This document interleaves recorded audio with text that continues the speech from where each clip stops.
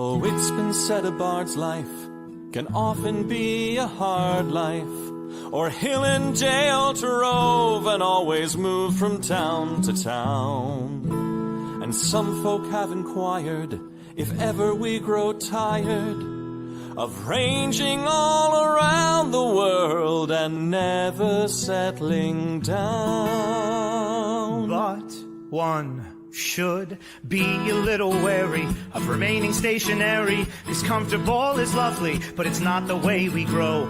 When life starts to unravel, pick up your pack and travel. You'll find a strange serenity in places you don't know. Wriggle-dee-dum-dee-doo-rat-terry-o-dee.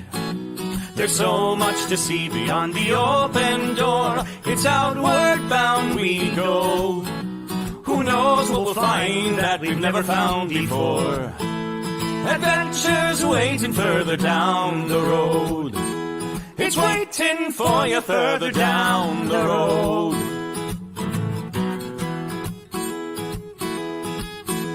You've got no map for showing which direction you are going. But why start on a journey if you know where it will end? And once you recognize, to anticipate surprise, you'll relish every twist and turn that lies around the bend.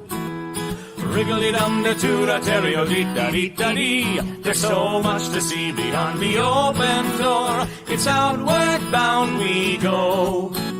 Who knows what we'll find that we've never found before. Adventures waiting further down the road. It's waiting for you further down the road. Lie-da-lie-da-lie-da-lie-da-lie. Lie-da-lie-da-lie-da-lie. Lie-da-da-lie-da-lie-da-lie-da-lie.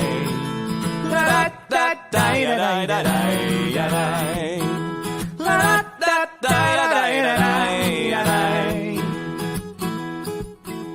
The world has got its demons. There are many reasons why you'd find it harder to be brave than be afraid. But every life could use some danger. Every friend was once a stranger. Ships are safe in harbor, but that's not why ships are made. Wriggle-dee-dum-dee-doo-da-terry-o-dee, dee-dee, a fwit-dee-dee-dee-dee. There's so much to see beyond the open door. It's outward bound we go. Who knows what we'll find that we've never found before. Adventures waiting further down the road. It's waiting for you further down the road. Lie-da-lie-da-lie-da-lie-da-lie. Lie-da-lie-da-lie-da-lie. Lie-da-lie-da-lie-da-lie-da-lie. Da-da-da-da-da-da-da-da-da. Adventures waiting further down the road. Let's go! Lie-da-lie-da-lie-da-lie-da-lie. Lie-da-lie-da-lie-da-lie. Lie-da-lie-da-lie-da-lie-da-lie. Da-da-da-da-da-da-da-da-da-da. Da-da-da-da-da-da-da-da.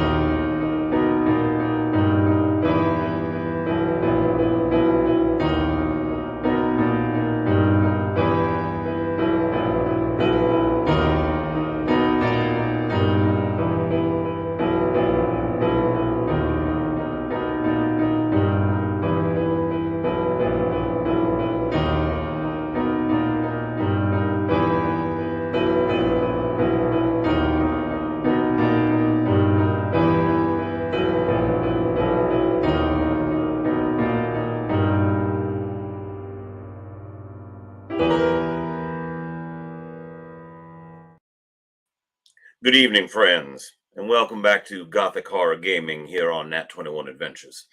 I'm your host, the Gloom Master, and before we get started, just a quick little warning. This is, in fact, a horror game. So there are creatures of common phobias, there's violence, descriptions of blood, guts, and gore. all sorts of horrible, nasty things. So if that isn't really your cup of tea, then feel free to mosey along. We will not take offense. So if you do want the spooky and the horrible and the nasty, then stick around. You're in for a treat. Want to take a moment to thank our sponsors here at Gothic Horror Gaming on Nat 21 Adventures. Going to start off with renadventures.com. They are our perennial sponsors. We're doing a D&D in New Orleans on December 5th through the 9th in this year. Go to renadventures.com and check it out. What we're doing is tours in and around the city, playing 5th edition Dungeons and Dragons as well. Many of the people that you see here on Nat 21 Adventures will be the game masters for those sessions. And it will culminate in visiting the Louisiana Renaissance Fair, where many of those very same game masters and personalities here are actually all performing. And so, David Percival, thank you for already booking your spots and your hotel room.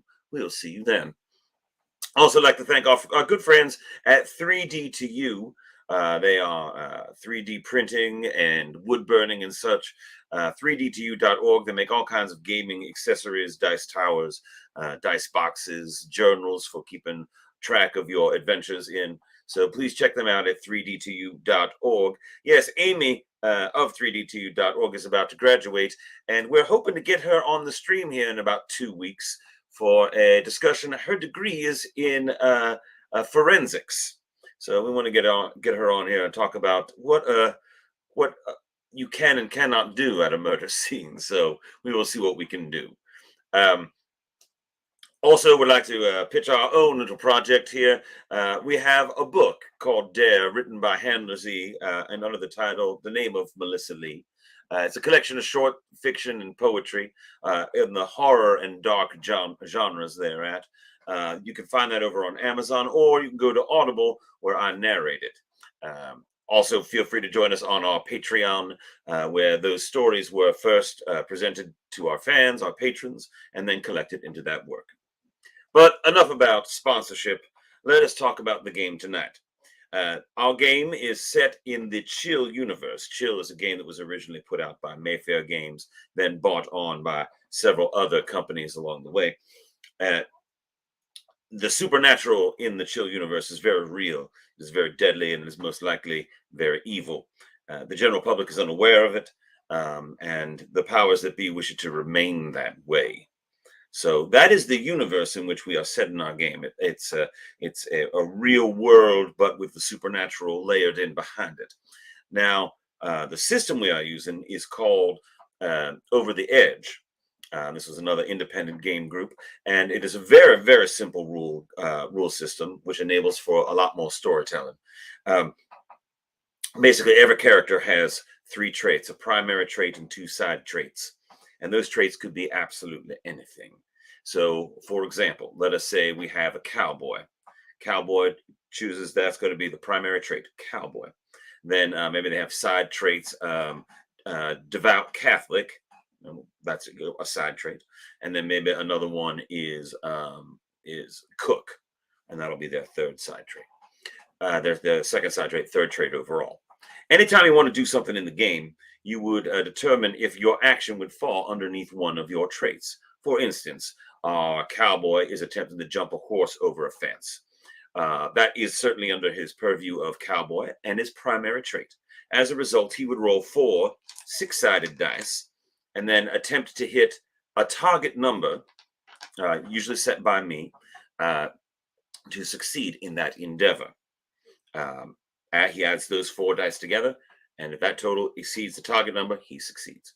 If he was if the same character was perhaps trying to identify a certain ingredient in a meal by taste, and he may perhaps it's very important for discovering something. So he would roll, in that case, 3d6, as it is his side trait as a cook. Now, if he's trying to do something that falls underneath, does not fall underneath any of his traits. For instance, let us say he is trying to fix a water mill for whatever reason. He would roll 2d6 in that attempt, because that does not fall underneath any of his traits. Now, all of you at home can add or make things more difficult, depending on your whim, to these players. So you can choose to spend your Twitch points over there with Sir David Percival on the side, and he will give helps at your request to certain players. So you can spend your Twitch points and say, give a help to Henry Alverton, one of our players tonight, who I'll be introducing shortly. When that occurs, that enables Henry to declare that he's going to use a help, and that allows him to roll an extra die for that help, and then pick the normal number he would be allowed, but pick the highest values. Let me give you an example. Our cowboy is attempting to jump over a ravine, and he desperately needs to make it to the other side, and there's a raging river down below. He does not want to fail this check. So normally, to jump a horse, he would roll his 4 dice. He chooses to spend one of his helps, so he rolls 5 dice, and it takes the 4 highest and adds them together. Gives him a greater chance of getting 6s. Now, you can also choose to give them to me, the helps. And if you do, I will most likely use them at the worst possible time to give any adversary an extra chance of harming our players. So please keep that in mind. I think that is all we really need for rules, but that is very simply it. Our characters have a certain number of hit points. Those hit points are determined by whatever physical trait is most applicable, and whether it is a primary or a side trait. So again, our cowboy would have essentially a 4d6 maximized of hit points. So he would have 24 hit points. Now, if somebody had maybe they were a librarian, but their side trait was a gymnast, for instance, but it was the side trait, not their primary, then they would have 3d6 or 18 hit points. And if nothing applies, then they have 12 hit points. So I hope that's all very clear. Now, our setting, it is the 1870s, and we are in a train heading west, departed from Council Bluffs, Iowa, on its way out to San Francisco on the newly completed Transcontinental Railway. The Golden Spike has been driven in just 2 years prior, and our players are on their way. And that is an example of what the normal cabin on that train would look like. There are sleeper cabins as well, and a dining car, but it is there's a picture of the dining car there for you to see what it would look like. Our train has a total of 8 passenger cars, 8 sleeper cars, a baggage car, a mail car, the engine and all of the coal supplies for that, as well as the dining car in the middle. So let me say that as they are traveling out west, it's late October, and as they've started to pass into the Sierra Nevada mountains, the train became mired in snow drifts and fallen snow, and the train is now at a standstill. The conductor, Samuel Thompson, has been through and told the passengers not to be alarmed. There is a relief train coming in a few days. When they do not reach their next destination, a train with a plow will be coming from the other direction to help free their train. And they have some extra food and provisions on the train in case of such an eventuality. So they can last for almost a week without anything. They're pretty good. The first night, a horrible scream was heard in the early morning hours, and one of the passengers was Mr. Frederick Ames, was found not only dead, but partially dismembered, disemboweled, and it would appear that he had been chewed upon. But the next night, everyone was concerned and thought perhaps wolves, and stayed inside the train. And the next night, at the back train car, 3 people were pulled out of the train car through broken windows, and 2 have disappeared, and 1 has been rescued. 1 has been rescued by our players. And at that moment, I am going to bring them back in and find out about their thoughts. So let us start with our man of the cloth, Mr. Henry Alverton. Mr. Alverton, before you begin, Reverend, I'm sorry, before you begin, if you would be so kind as to describe yourself to everyone and then tell us what you're thinking. I am a gentleman of middle age, perhaps a little thinner than he should be. He's had a hard couple of years since leaving the army.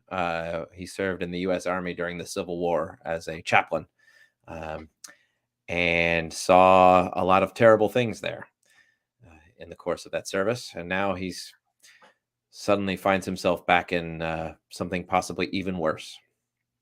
Indeed. Any thoughts on recent events? Yes, I'm now starting to realize that there are 2 more victims out there, and we're probably going to have to mount a rescue party and go after them.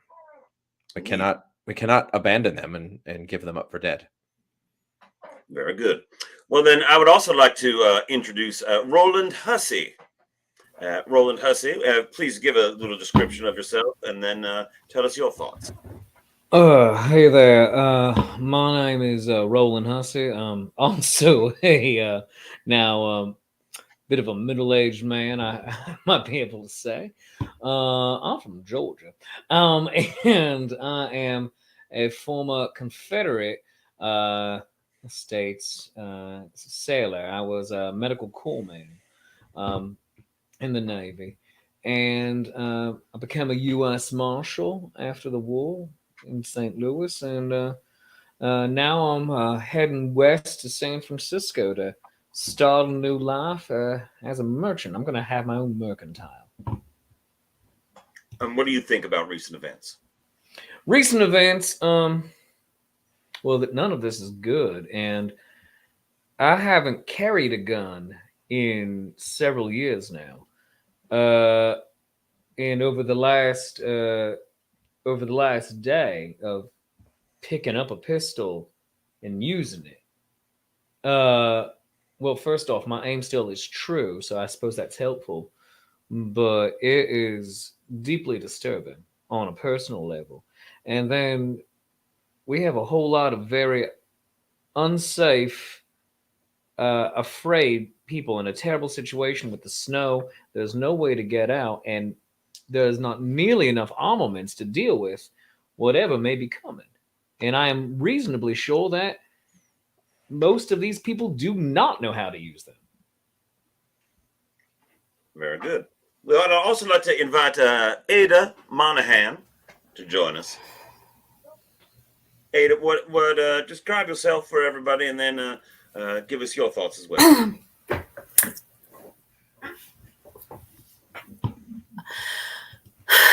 Well, I'm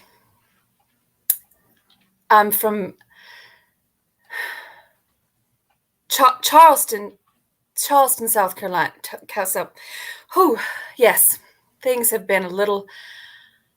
Well, I don't really know what to do with myself at the moment. I've never been in circumstances such as these, and well,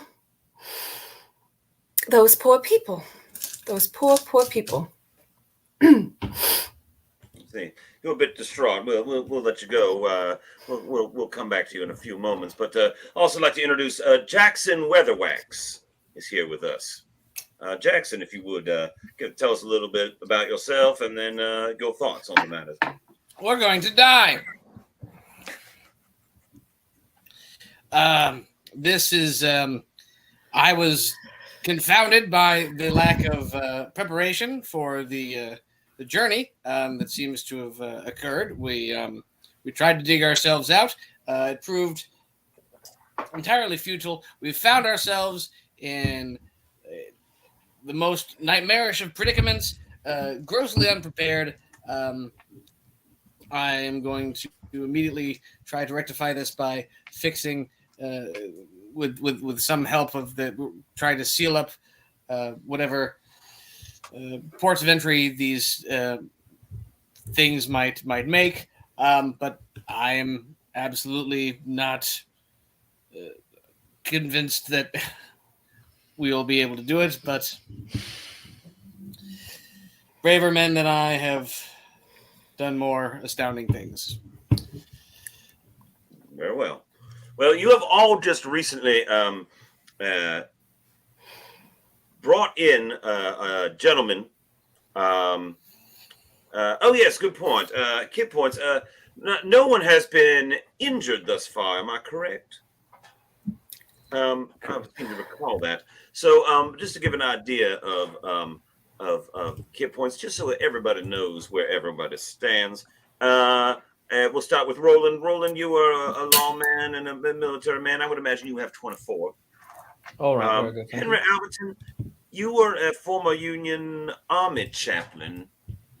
Do you think that warrants 24 or 18? I think 18. I don't 18, think he's very good. You were not a fighting man. No. All right. So 18 there. Jackson, you're a carpenter. Are you Yes. not? But you're primarily a carpenter, yes? Mm-hmm. Then I would say you have 24 as well. Sturdy man, used to working out physically a lot. And Ada, what do you think? Somewhere between 12 and 18. What do you think gives you 18? The Let's bustle. just.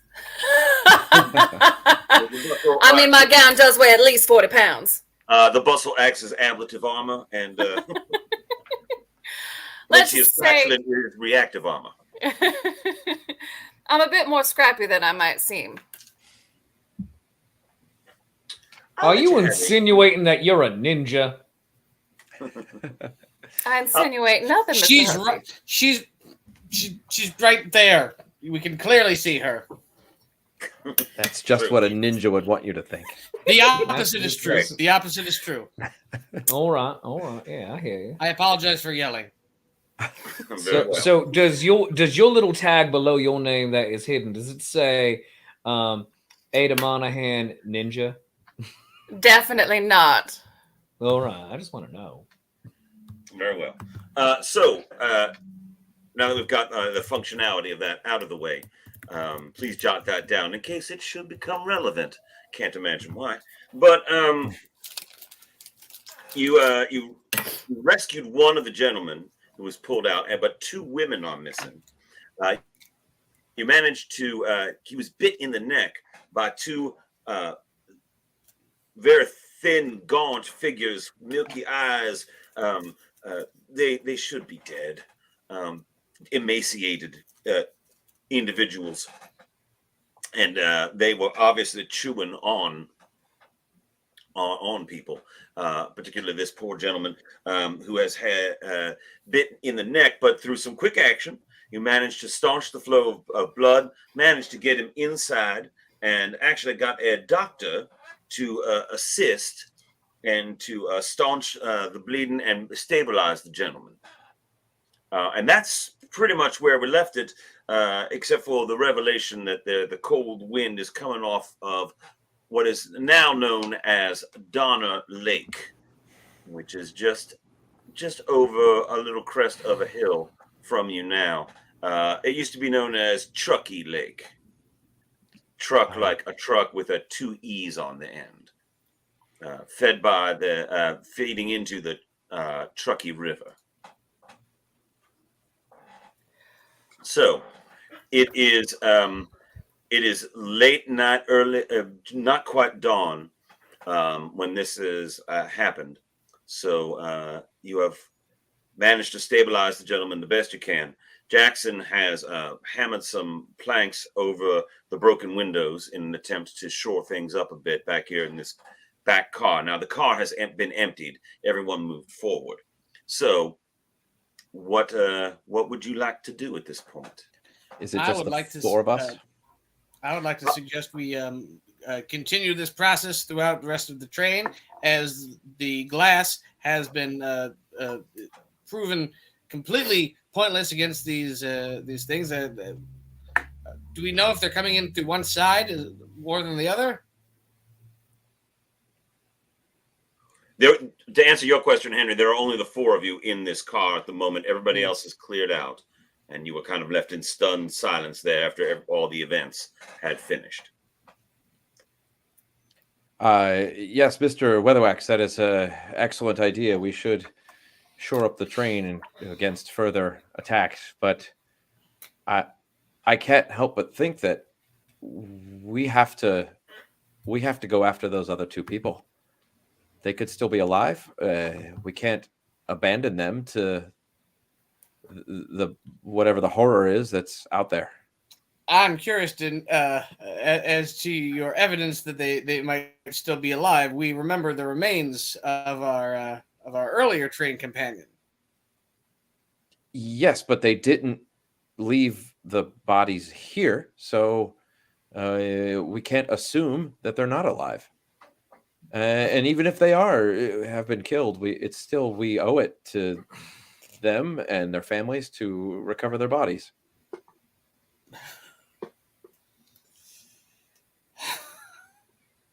How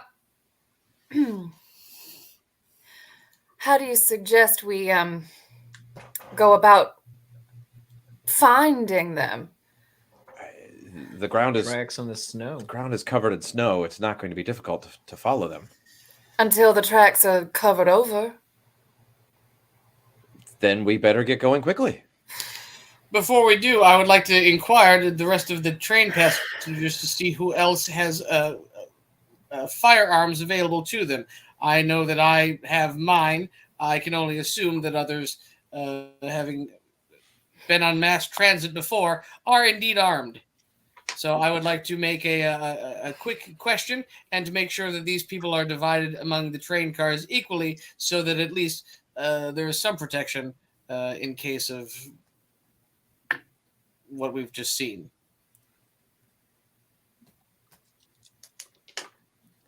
Gather your resources. I will go and inquire to see if anyone else has the adequate protection.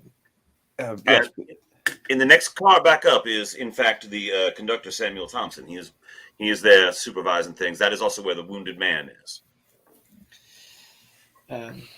Conductor, what is your title? How do I address you? I don't know. Call me Mr. Thompson. Mr. Thompson. If I had suggested if anybody else is able to provide protection, we divide them equally among the car. The cars, I suppose, it appears that there is a rescue party assembling, and I suppose I will be joining them. Well, here. Oh, go ahead, please. No, go on, sir. Go on, sir, please. I actually have to speak out against the rescue party, though. As much as my heart says that we should, my head is saying we should not. Because out of a 6-shooter pistol, it took 5 shots from me to help put down 2 of those ghouls. And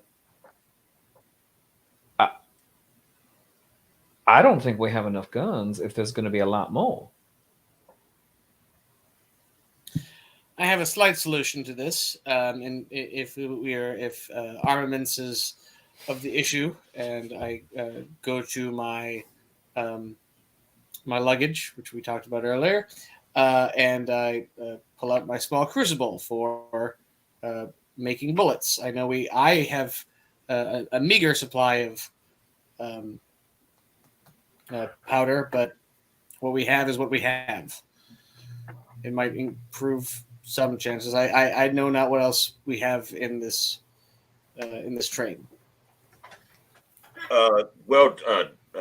Gentlemen, lady, I can get a passenger manifest and see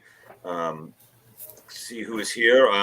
I will say that there are firearms for the engineer, Mr. Henderson, myself, and my 2 porters. We've got 2 shotguns and 3 revolvers amongst us. And I took one. That's just us, the train staff. Give me just a moment. Let me see what else I can find. And he starts going through the cabin, and you see him sort of going through the train cars and moving toward the front of the train, and he's talking quietly to everybody he's passing. And he's pulled out a little book, and he's writing in it as he walks. Reverend, let us say that we that some agree to go on this errand of yours. Would you agree to a time at which point we would agree that safety is our own personal safety is of great concern, and we should reconvene back at the train? Of course, I won't ask anyone to go that doesn't want to go. But I think we can. Yes, if you want to set a return time, we'll set a return time.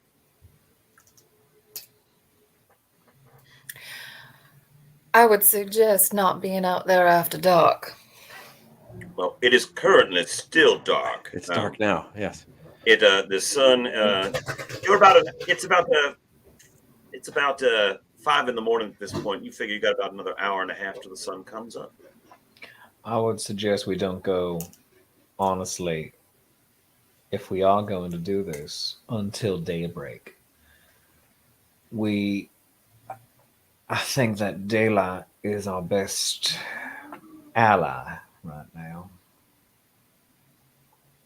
I disagree. I think we're losing time. I think these people's lives are in danger, and I think with the falling snow, we stand to lose the trail.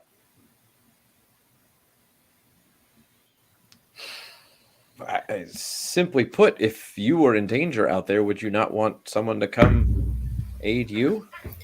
I've been in danger many times, and the number of times that I've been there's been some seeking to rescue me has been let me check my memory. None. So, Well, You know what? that's hardly a compelling reason to not go after them now. To hell with it. I'll come with you, Mr. Elton. Thank you, Miss Monahan. Real quick. I would like to go back to my cabin and divest myself of my skirts. Very well. Shocking. And I do have male trousers underneath. Even more shocking. I wish to put on my searching gown. I'm going to put on my skirts. No. No. Cold weather culottes. It's all the rage. Mailbag. It has pockets. So here is my. As we seem to be the only four who have taken any real action in these actions, in the unfortunate departure of our first friend, your friend, Ms. Monahan, and then this poor fellow and the two women, of us being the only ones attempting to do anything, should two of us, or at least one of us, remain behind to help see to the safety of the rest of the company here on the train. The conductor I feel that dividing our party is at this moment folly. The conductor did say that he has weaponry for himself and the porters and the engineer. Presumably, they are trained to defend their train. Banditry is not uncommon. This is probably something they've dealt with before. May I propose that going back to my previous statement that if we do not find anything within a reasonable amount of time, we come back and all work together to reinforce the train. A compromise. All right. Certainly. And people, I'm sure that they can work on shoring up the window spaces and the doors while we're out there. A little while later, the conductor comes back. It's been about 30 minutes total. And he returns and says, I have made a survey of all of the passengers and an inventory of them as well to see if we are missing anyone else. There were originally, with yourselves included, 110 people on this train. There are currently, with yourselves included, now 106 able-bodied individuals and one severely wounded man. So it would appear that the death of Frederick Ames and also the abduction of the two women are the only people missing. Of all those people, there are 11 private individuals on the train with firearms. And as I mentioned before, obviously the engineer, myself, and Grenville and Stevens, the porters, also have.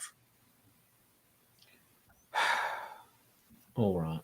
And we do have one spare firearm amongst us. Is that the one that borrowed from you a couple of hours ago? It can be. Then I'll take that one, please. Do you have any spare ammunition for it? Well, we do have a little bit of ammunition. He goes through his stock and store, and he manages to get essentially 3 reloads for every weapon.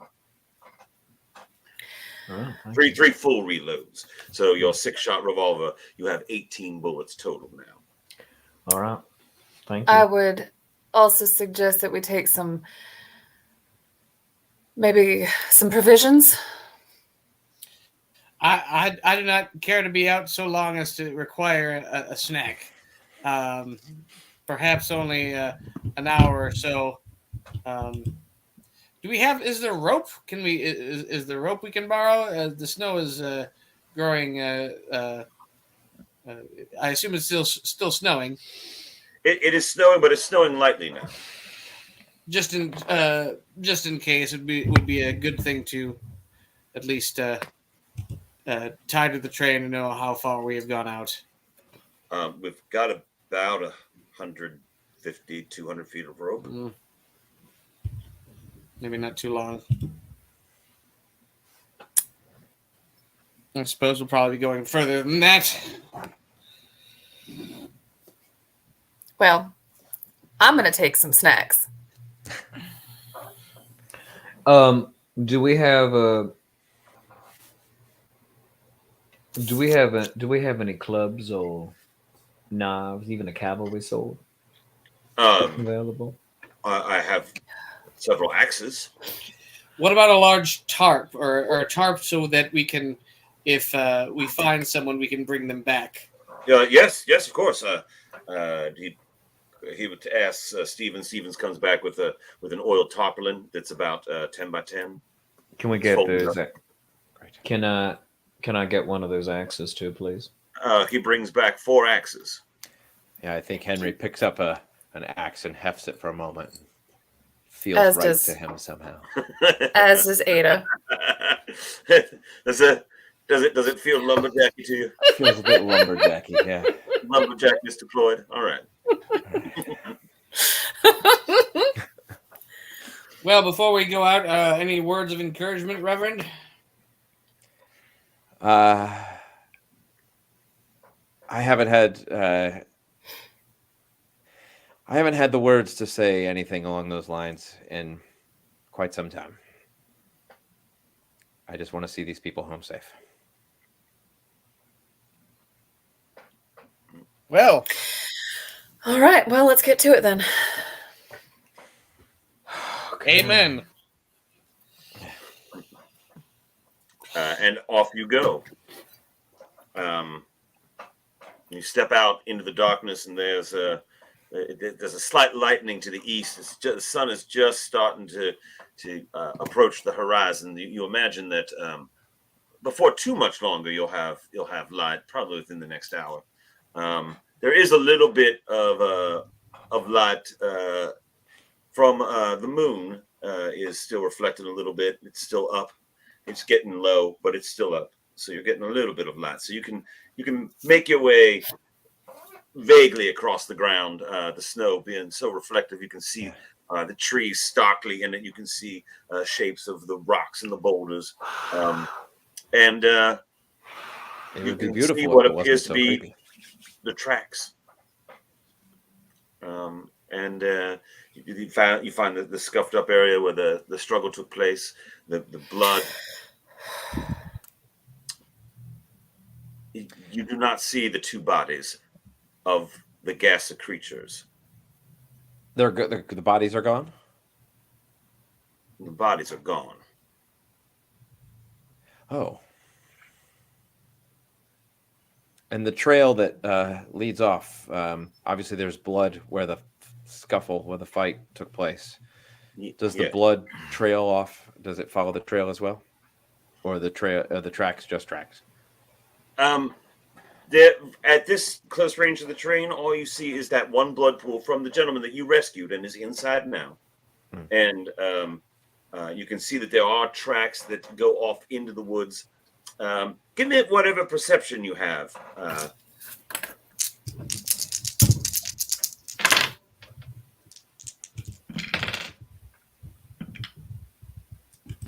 14.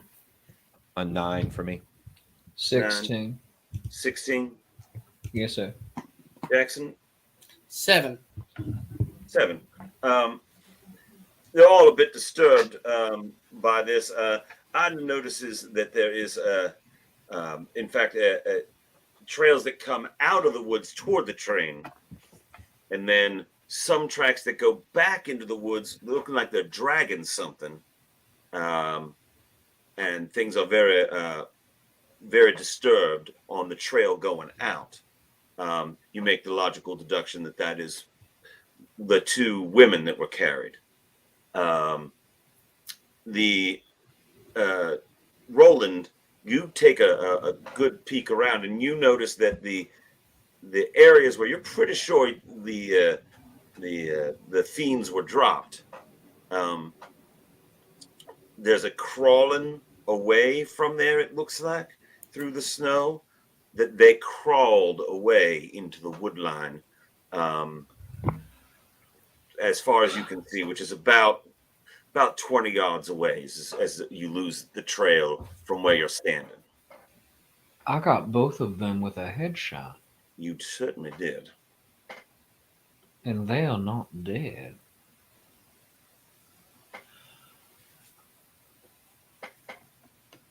My friends, they were definitely inert when you went back into the train.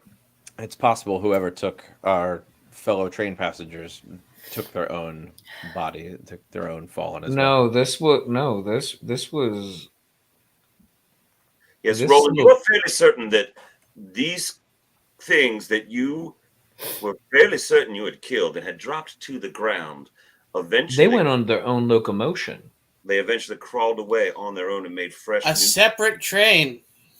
tracks through the snow out. Yes, Jackson, a separate train. No, that was Steve. That he did say no, that. I know, but it's like yes, a separate train which has miracle tracks that aren't covered by the snow. No, they went under their own power, Which is odd because I think these bodies were dragged. Yeah, these ones. To give you clarity, they came back to life. To give you clarity, what appears to have happened is an unknown number of assailants came from the woods, attacked the rear train car, pulled out 3 of the passengers, one of which you liberated after they were bit in the neck.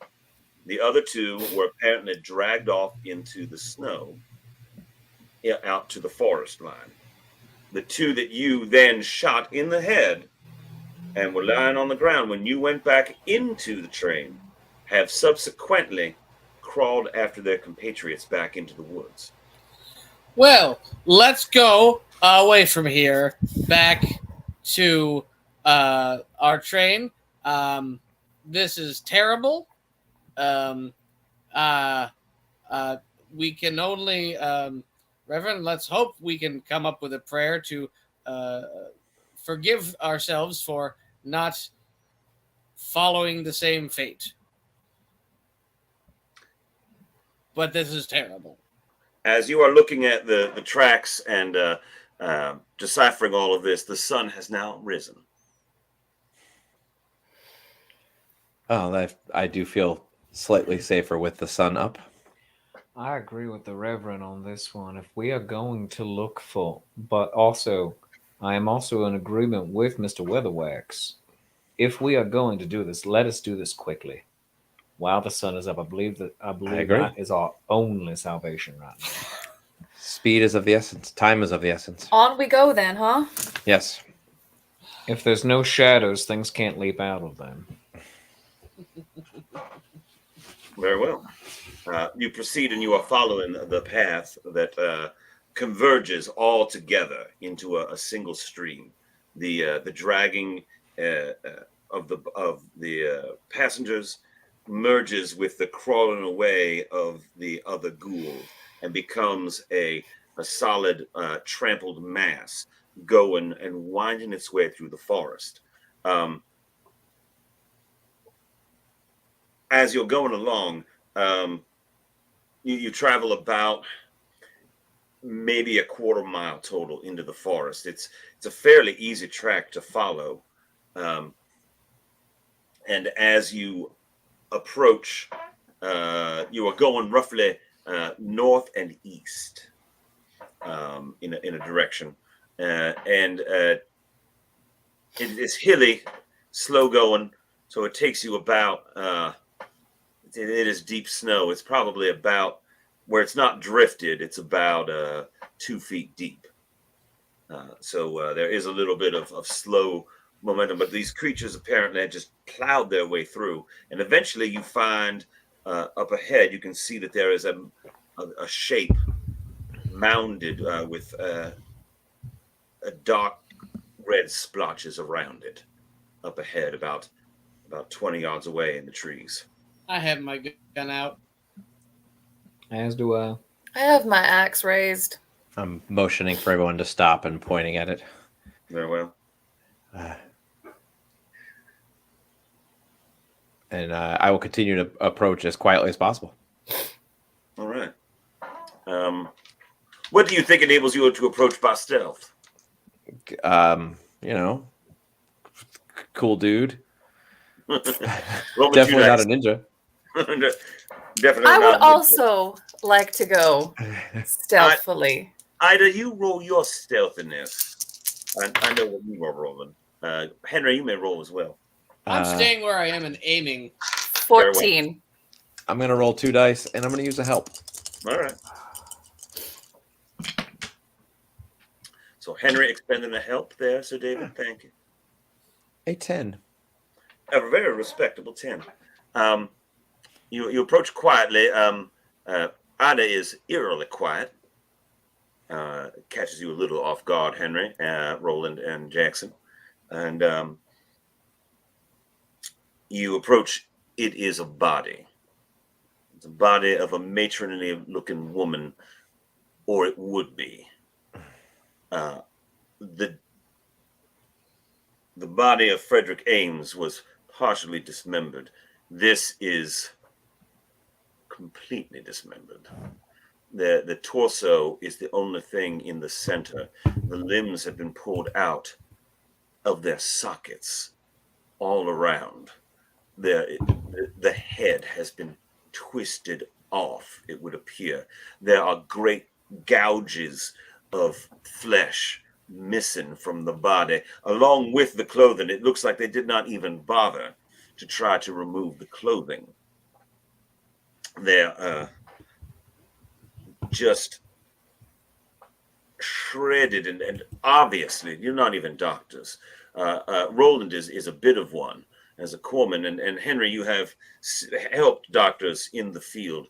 There are decidedly pieces of this woman missing. Uh, there her cheeks are torn away. Uh, her teeth are showing through the holes in the sides of her face. Most of the skin is gone. Um, Whatever did this fast. Mr. Weatherwax, the tarp, please. The tarp.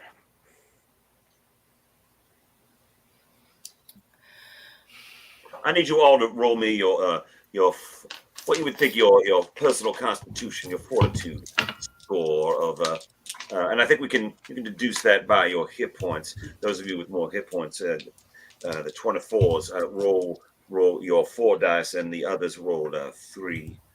I think, if you don't mind, I'll use my army chaplain to roll 4. I will allow it, as you have seen horrible things. I'm rolling 4 as the medical indeed. corpsman. Yeah. I only got an 8. I'm sorry, an 11. I can't. 11. Very good. I only got an 17. 11. 16. Oh, good for you. I rolled abysmally. I got a 7. Ada, the world swims before your eyes. You stagger backward, bile in your throat, as you collapse to the ground and retch. It's all right. It happens to us all. Happened to me earlier. I'm just, I am almost mechanically collecting what I can on the tarp to wrap up. You get the pieces of what was once a middle-aged woman into the center of the top. And fold it up and wrap it up as best I can. And we'll tuck this here for the moment, and we'll come back for it on our way back. Mm. The trail continues? The trail does, in fact, continue. Okay. There is a trail of blood leading from here, though. All right. It continues to roughly the northeast. Wash out, Ms. Monahan. Wash out your mouth with some snow. It'll help. Are we headed towards the lake or away from the lake? Away from the lake. All right. To the northeast of the lake. We were all there when we heard when we were revealed the name of the lake, were we not? I'm sorry? When we were told the name of the lake, we were all together? Yes, you were. And you were all familiar with that name. That story was famous. It was in all the papers. Shall we discuss it now, or shall we continue in blissful oblivion? I don't think there's anything to say. I think we have a fairly good idea of what's going on. No sense in belaboring the point. There's no sense in much of what we're doing today. So I see we should think. continue the fool's errand we have found ourselves upon. I'm not ready to give up on anyone's life just yet. You seem to be ready to give up on prayer. If you had gone through it, Mr. Weatherwax, then you might give up on prayer too. I just start following the trail. Yeah. Very well. Miss Monica, and I follow after. Ada and Henry continue on. I assume Roland and Jackson, you follow? I'm going to bring up the rear guard. Just looking around behind us, making sure that we're not being followed. All right. That none of these Makes a good camera shot of seeing that. things didn't get behind us. You continue moving through, and about another 50 yards away, you find just ahead There's a younger lady's head. It has been torn and is ragged around the neck. The mouth open, the eyes wide, although one eye has been pulled out and is missing. Poor thing. The trail, bloody as it is, continues to the northeast.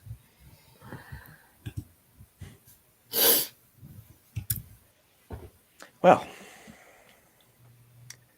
Mr. Weatherwax, it seems that we have confirmed what we were hoping to not confirm, and our 2 fellow passengers are dead.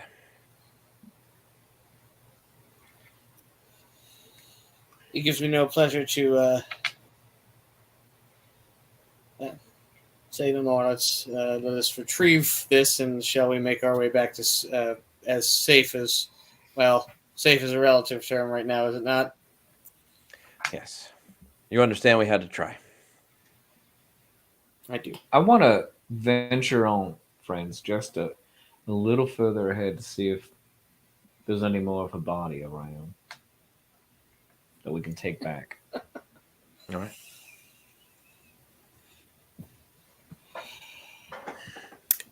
You all agree to this Okay. travel for a couple more dozens of yards? Yes. All right. You proceed. The sun is now truly up in the sky. You've been out trekking along now for about an hour and a half at this point, maybe even 2 hours. And you imagine that you are probably a good, let's say 3 miles maybe from the train that you have gone. When you encounter what clearly the terrain clearly becomes easier, the trees become lessened, and the path of the retreating forms has obviously gone through here. It looks like this is almost an old road or a pass or something.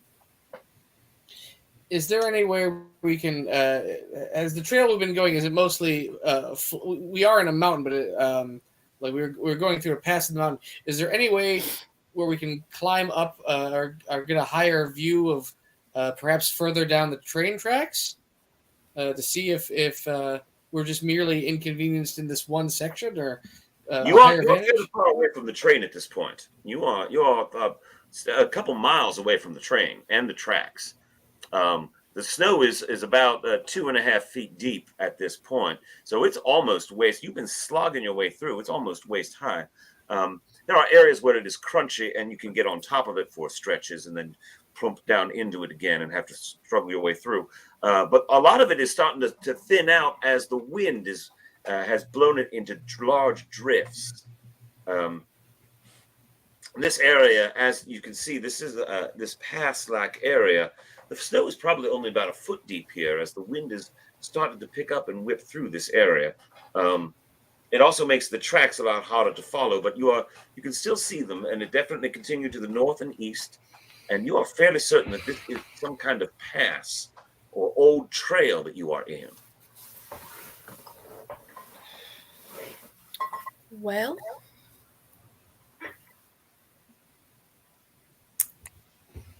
Not It's- seeing any bodies. is it about midday? It is about at this point you've been going on for a little bit. So as you stop to catch your breath and get your bearings, it's about 10 in the morning. It's taken you about 3 hours to get this far. We should turn around soon. Yeah. I agree. I agree. So there's a road where it goes. Hopefully. Mom! Mommy! Hopefully.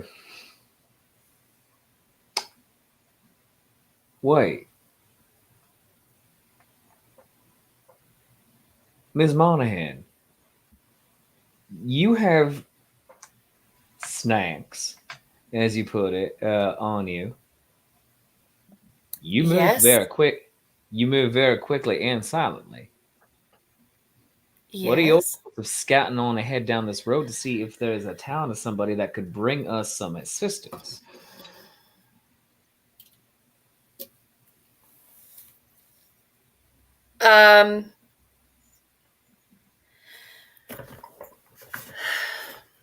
I will point out that this is the direction that the trail of the fiends that have done this continues to go. Oh, never mind. Never Yeah, mind. it- I clearly- apologize. Clearly, they are taking this trail. Mhm. Oh, in that case, never mind. I was willing. Well, hey, if you want to go into certain death, you can do that. It is a choice. One that I'm not fond of making. Perhaps holding the snacks out in front of you as a lure. I do love snacks. You tie a string to the snack and then a long stick. And Oh, what if we can bait one of them fiends with the snacks? And ride the corpses down like a sled. A splendid idea. Once again, mentioning that Net 21 Adventures, this is a very adult content, so as we talk about tying the corpses together and ride them down, might not be for everyone. Mm-hmm. So, are you suggesting that we take that matronly woman? I'm not suggesting torso, anything. I'm we cold, just toboggan I am it. tired. I wish to be warm and slightly less in danger. All right, very good. Because Ms. Monahan would also for these flesh-eating monsters be snack enough. Seriously, she wouldn't need to lure them with any like Snack. I'm a whole damn meal. oh my! yes, you are, ma'am. Well,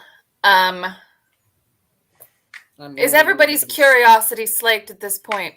Yes. Yes, I believe. Then I say we head back.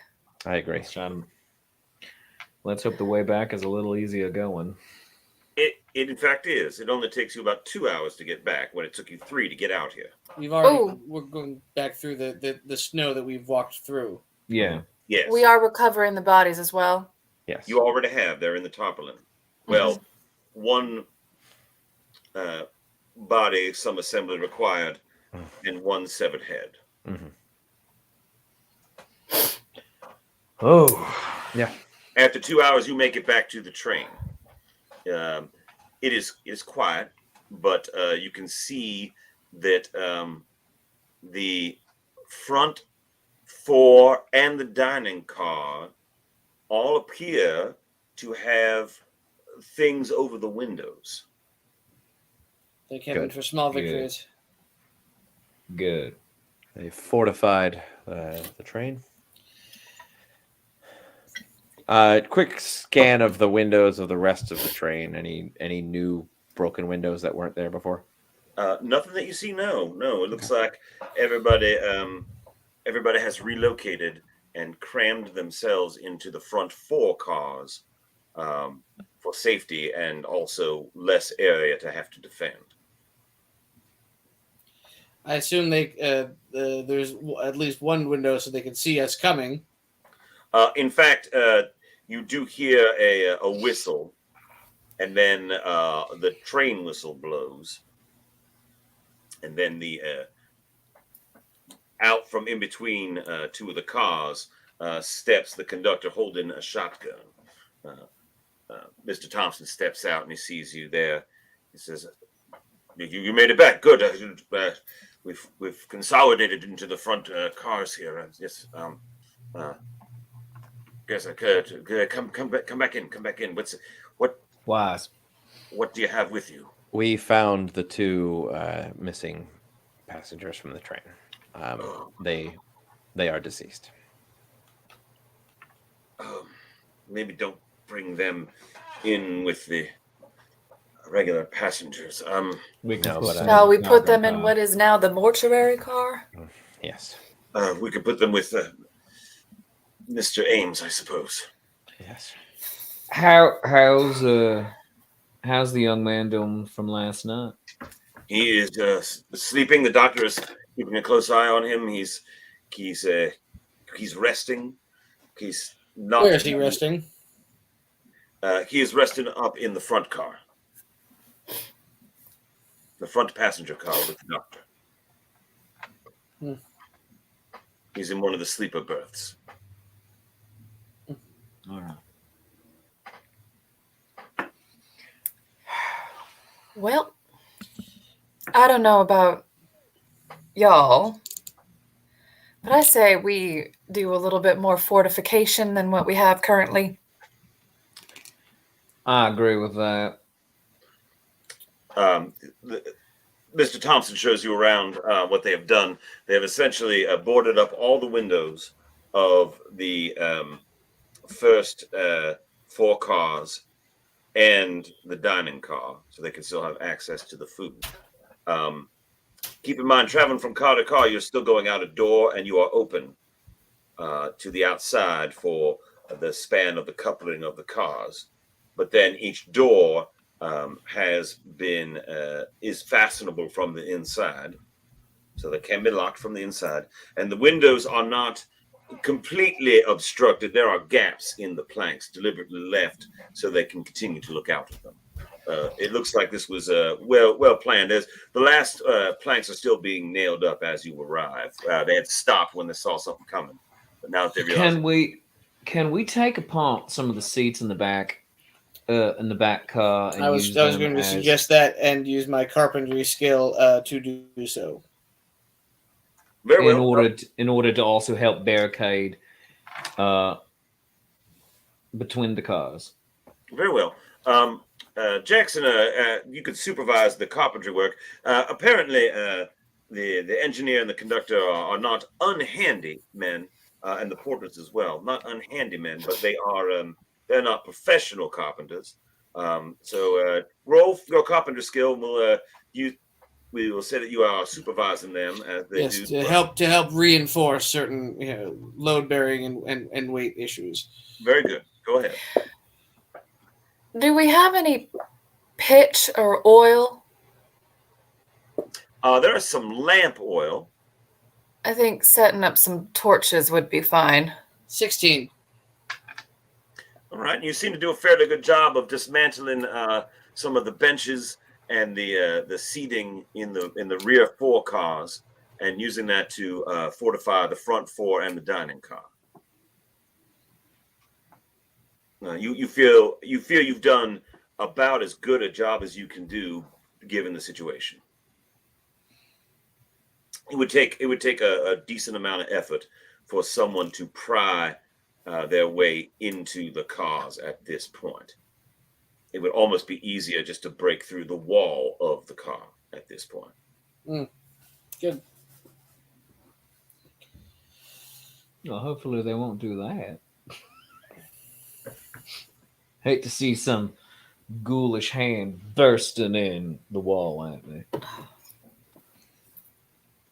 Should we set up watches Absolutely, ma'am. with the porters, maybe? Or At this point, it's about 2 p.m. I meant for this evening, obviously. I think that's a good idea. If we can have some light cast on the outside around us, that would do very well. I have some signal lanterns we could use. Excellent. He- Give us some He line of retrieves sight. he retrieves 4 signal lanterns. I'm going to attempt to eat. My stomach is very upset, to say the least. How is the food, by the way? It's not bad. I hope It there's is some obviously sort. not refrigerated because you do not have any refrigeration at this point. Although, given the weather, you could have done so. Henry begins playing a little tune to lighten his spirits. I I don't. I assume this is gratis. I wish not to be charged. Oh, no, there is no the company men, the conductor, the engineer, and the porters, even the cook, are clearly unconcerned about company profits at this point. No one is worrying about anything of the sort. I tuck in. Very well. You do manage to I eat sparingly because we don't know how much longer we're gonna be here, and it's basically get enough calories to keep going. very well. Simple lard on bread is fine for me. Perhaps some pepper. I don't have much of an appetite at the moment. Very well. I've never been one for eating too much. Takes too much time. Yeah. Ada gorges herself a little bit. The rest of you either don't eat or eat sparingly.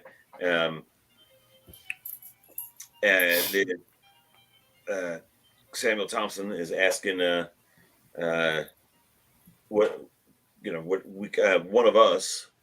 one of the staff can surely help you with the watch. We can break it up into four. Mr. Henderson, the engineer, myself, Mr. Grenville, and Mr. Stevens. That way, we have an extra weapon at each turn. And of course, everyone making sure that they lock. And is there anything we could use to like in the sleeping situation? I'm still. Is there a way we can protect that as well? Like once you're in a sleeping cabin, you can lock things up a little tighter. You can lock the interior door that goes into the hallway in the sleeping car. Yes, from the inside. So basically, there's a hallway that runs down the center of the. Actually, there's a hallway runs down the one side of the sleeping car, and then on that interior there are all of the cabins with the sleepers in them, and those doors that go from that hallway interior. You can certainly lock that door. Very good. All of these spaces are full of people. There are 102 with you, 106 people crammed into those 4 train cars. Very few people are in the dining car. They just go there for meals, and they're trying to stay out of there as much as possible. Did the deceased was the deceased traveling with anybody? You don't know. You haven't asked around. I go through and ask. Yeah, what is the? I mean, is anyone looking for somebody missing? Are they concerned? Are they? Well, going through, you discover that Florence, Dahlia, and Claudine Atherton are the 2 dead women, and they were traveling together. They're apparently distant relations. Well, not that distant. A niece and an aunt. And they were seated together. You managed to piece things together. They were seated together and chatting when the attack came, and that's why they were both grabbed at roughly the same time. No one else here claims to know them. Well, that's I was going to say comforting, but not really. At least it's one less trauma to deal with.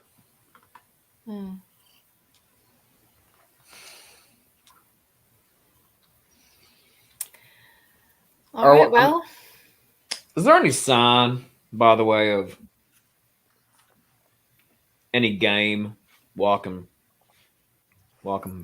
near the train or flying past the train? Or give anything? me some perceiving type role. Whatever trait you think would enable you to perceive the wilderness specifically. All right. I'm gonna, yeah, I'm just gonna go as well. So yeah. Oh damn. 5. Those mountains sure are pretty. They I are. got They're a so pretty. 15. Anybody else besides Ada?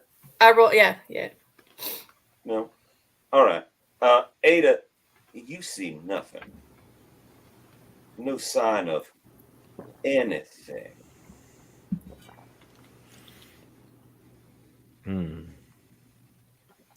Not a jackrabbit. I'm not. Not a crow. Are there children on this train? There are 5 children on this train.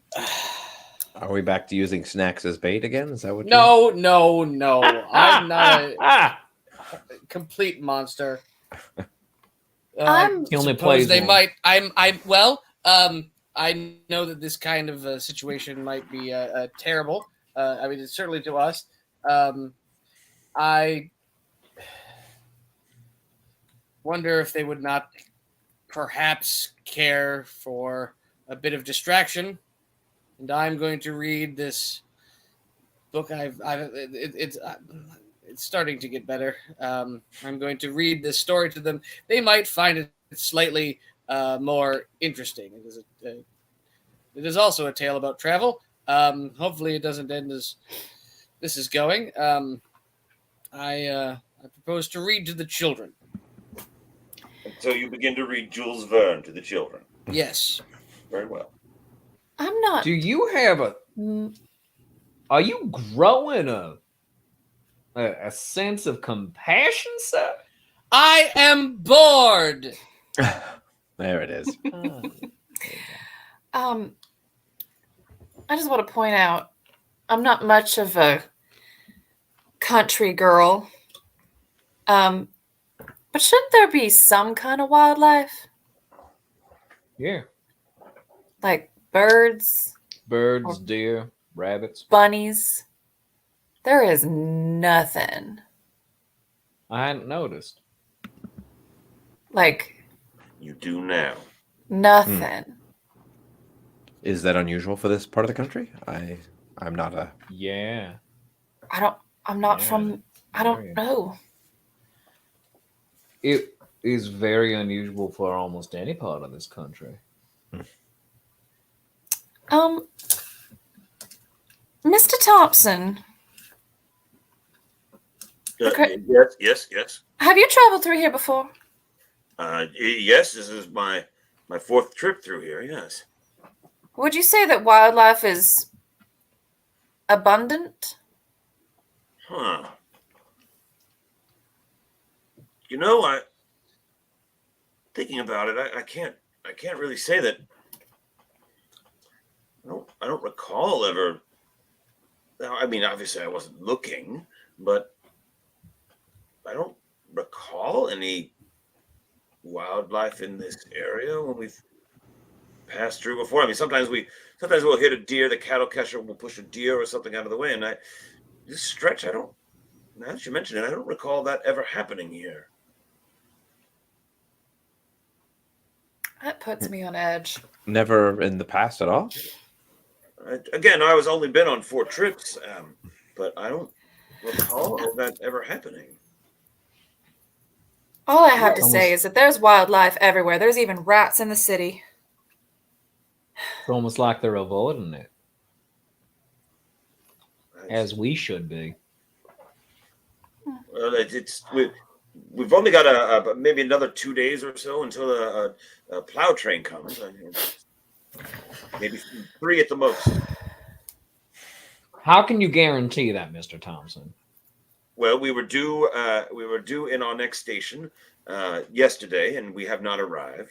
And when that occurs, they will send out, as prearranged by the Trans-Atlantic Railroad Company, that they will send out a plow train from the other direction. And it might take a little while to clear a path to get to us. But I'm sure it is already on the way. All right. Well, The children tired of the story. What did I miss? there's no wildlife. Fantastic. How do we want to divvy up these watches? Jackson, the children did not become bored per se. So many as much. questions. You certainly got to the point where Nemo sinks and kills everyone, and that gave you pause.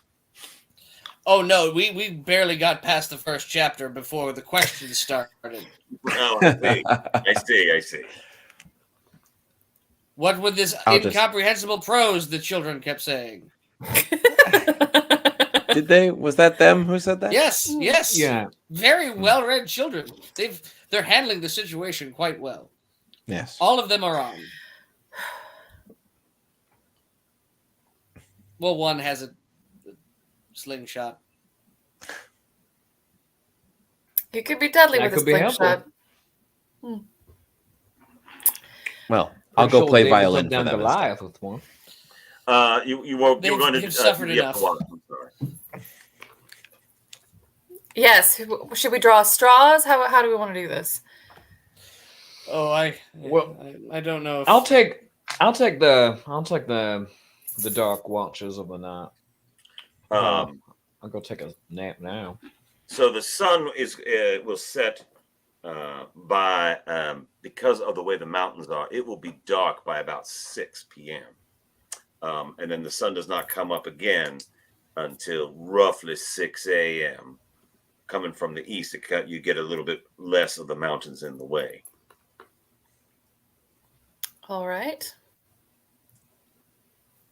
So there you go. You have about 12 hours of darkness that you must consider. 4 of us, it's 3 hours each. Well, I'll take midnight to 3. Seems to be when we get attacked. I'll take 9 to 11. I'm a bit of a night owl anyway. The first one. Very well. Unless gives Reverend, you- you have another. I will take whatever the rest of you don't want. Hope you're an early riser. I don't sleep much anyway. Good. The train staff also agrees to join you. So the engineer will be with Mr. Jackson. That's Mr. Henderson. So Jackson, Mr. Weatherwax, the engineer is actually going to be with you. Then Ida, Samuel Thompson will be with you. And then Roland, the porter, Marcus Grenville will be with you. And then Henry, the other porter, Luther Stevens, will be with you.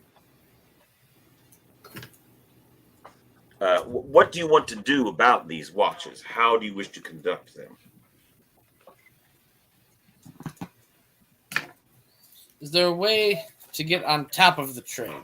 That's what I was thinking. Oh yes, of course. It's standard procedure. There's a ladder up the side at the back end of each car.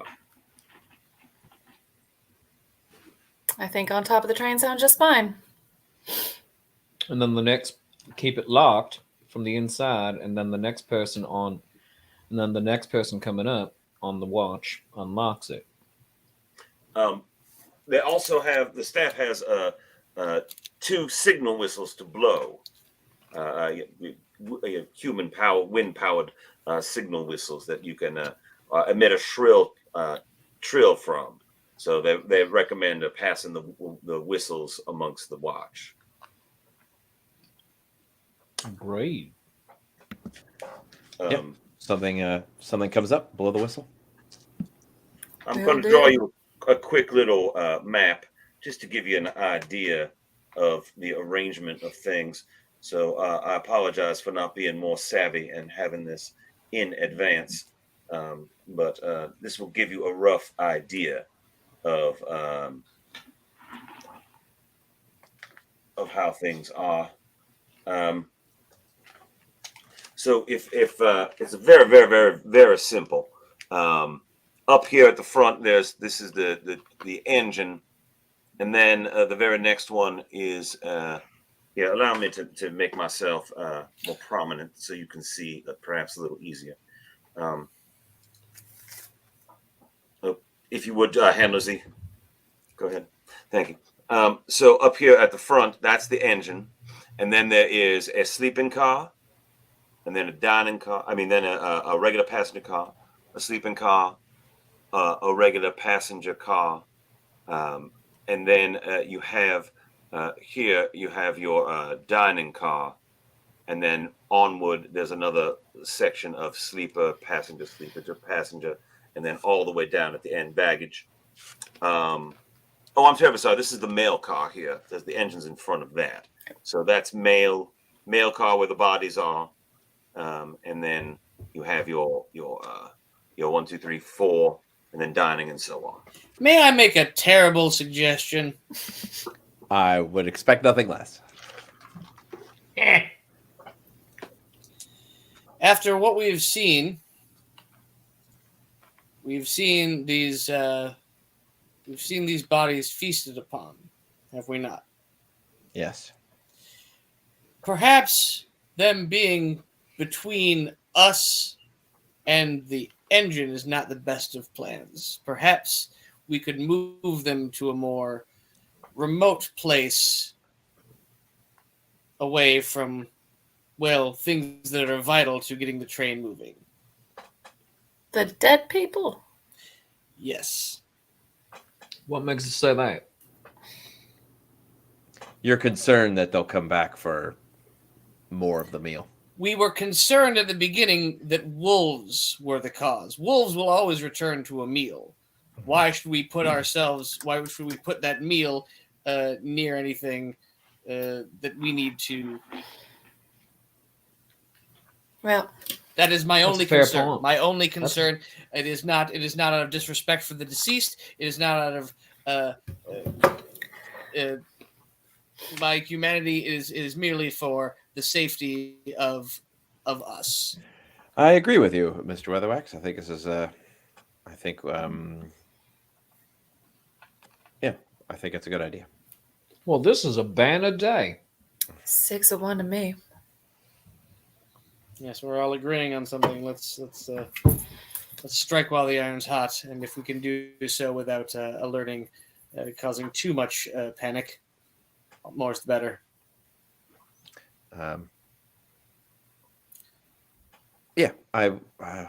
It's still daylight. Why don't we, rather than drag them through the train and the passengers? Indeed. It is about 4 in the afternoon. It's starting to get a little dim, but you've got about 2 hours until it's dark. So we'll. I'm willing to go outside to move them from the mail car, the bodies from the mail car to the. As far as I remember, we still had them in the tarp and the back. This should be relatively. It won't be pleasant, but in the box. Mm-hmm. Yes. In the ice box, yeah. Y'all have a good time. Ma'am. Without too much to do, you manage to get the 3 bodies back to the baggage car, if that's where you want them. Yes. After that, I wanted to check in on our patient. All right. This takes you a little bit of time. There is still a bit of snow. It's flurrying now. It's not still coming down, but it is flurrying a bit. There's probably about a good 2.5 to 3 feet of snow on the ground around the train. Luckily, a lot of it has been trampled down by the efforts of, to answer Sir Whitebat's question. A lot of the snow has been trampled down around the edges of the train through the reinforcing of the train car itself. So you do manage to get the bodies back there into the baggage car, or do you want to use one of the now empty passenger cars? The last passenger car still has its windows broken open because I'm sorry, Jackson repaired those. I'm sorry. Let's put them all the way back. Yes. Yeah. All right. There's a caboose on the very end. There it are. I'm Yeah. fine with it there. Caboose it up, baby. All right. The bodies are in the caboose, and that is not a euphemism. Yeah. Put Yeah. the junk in the trunk. Yeah, exactly what I was gonna say. And What? I've sat here too long and been. I'm the one making the inappropriate remarks. How dare you? No, Very dare indeed, sir. There's nowhere to go. We're on a train. Back to my watch. Yes. So, All right. So you have done so. A meal is prepared and served. They've taken now to the cook Jasper has no relation to our old friend Jasper. Jasper has made basically a stew to sort of help stretch provisions, even though you still have plenty. Still, there's still a decent stock that you've got several days of food still, but also it makes it easier just to serve everyone, especially in the tight quarters, and not having to worry about going back and forth. So it's a hearty stew. It's tasty. It's not bad, and it's warm. As the night begins to descend, it gets very cold. The temperature drops down. It was already below freezing. As the sun sets, it becomes bitterly cold, and the wind begins to blow. So before I grab some shut eye, I want to go check in with the doctor on the patient. the patient has a slight fever, and his breathing is a little shallow. Possible infection might be setting in from a bite, but beyond that, the blood loss appears to be stabilized. So he's not going to perish from that, it would seem. If anything, he is in danger of succumbing to infection, which there's very little that can be done until the train can get to California. Hang in there. Changing the dressing as best he can. Yeah. Hang in there, man. The infection is on his neck. It is. All right. Well, amputation it is then. I know have a number axes. of individuals who would be happy to do that for you. And so evening descends. The whistles are handed out. Each of you, when you're on watch, you also have a signal lantern. So you have a series of cars. How do you propose? You said you wanted to go on the roof. Which car roofs do you want to go upon?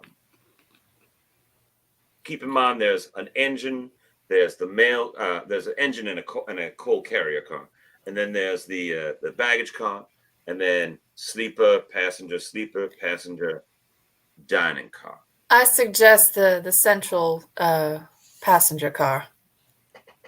That's smack dab in the middle. I'm going to go. I suggest going right above the whichever is warmest. So either the dining car or the passenger car. Well, the fire is put out in the dining car at night now, since no one is staying in there and they're just serving one meal. Well, it's still likely to be more hot than the others, so I'll stay above there. And also, in case there is any, I do have to walk. I'm not scaring the people sleeping underneath it. So we know where Jackson takes up his first watch. The engineer,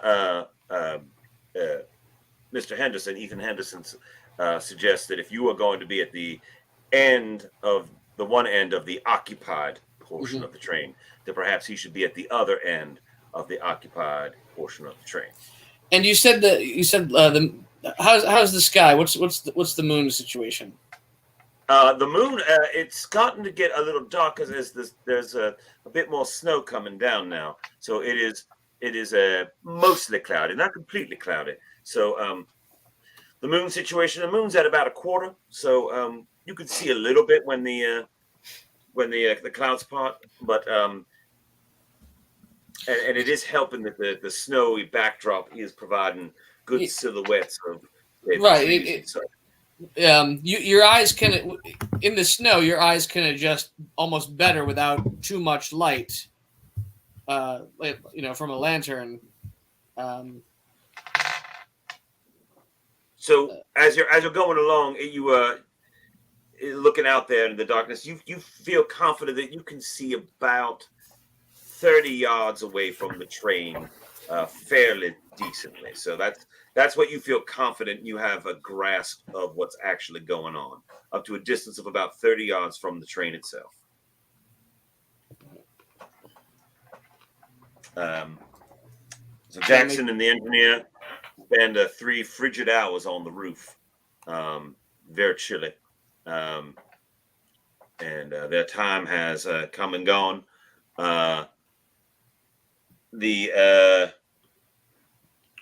Next up is Ada. Ada and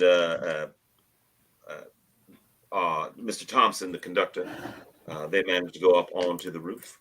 Are you taking up a similar situation? Sure. Yep. Very well. Well, I want to be more central. Okay, so you're actually going to get up a little closer to the middle. Mm-hmm. Very well. Your watch passes uneventfully as well, and it is now Roland's turn with Mr. Grenville, the one porter, and once again, indeed, the night passes. Your watch passes uneventfully. Henry, where would you like to station yourself? Central seems like a good idea. Central to the occupied section. You are on the roof with Mr. Stevens, Luther Stevens, who's one of the porters, and about an hour into your watch, so about 2 hours until dawn. I need you to roll what your perception based ability would be. Keep in mind you do have helps. Yeah, I'm going to use David, one. could you give us a little? Thanks, sir. I don't have a trait specifically for perception, so I'm going to use a help. Very well. Ooh, a 7. All right. Even with very well. You hear a little. You think you hear like a snapping sound at one point coming from the very back of the train, and then you hear a bit more, and eventually it comes to your senses. It sounds like something is going car by car up from the back of the train as the sound is getting closer and closer. Meaning inside the train or outside the train? With your roll, you have no idea. You just know it's coming from the back of the train. Where is Stevens? Is he with me, next to me, nearby? Stevens is up at the front by basically standing on top of the mail car up in the front. So he is there are 2 cars betwixt you and him. Keep in mind, there is no direct way to go from the top of one car to the other without jumping a gap of about 4 feet. Yeah. It's not a huge gap, but it does exist. Yeah. I'll wave to Stevens and indicate I hear something. Like, does he hear anything? You flashing the signal lantern at him, and he shrugs at you like as if to ask, "Well, what is it? Is it dangerous?" I don't know either. Signal whistle in my hand, ready to blow it any second. And I'm going to move towards where I heard the sound. If I have to jump the gap, I'll jump the gap. Very well. Go ahead and jump the gap. Roll me to jump across a snow-covered railcar roof to another snow-covered railcar roof. He gets 4 dice because it's a leap of faith, is it not? Yes. Somebody better save that section of the clip for later. Please make a note of his leap of faith, if you would. Now, sir, you were in the army, Yes. so I was. will certainly let you roll 3 dice for that. I won't say no to that.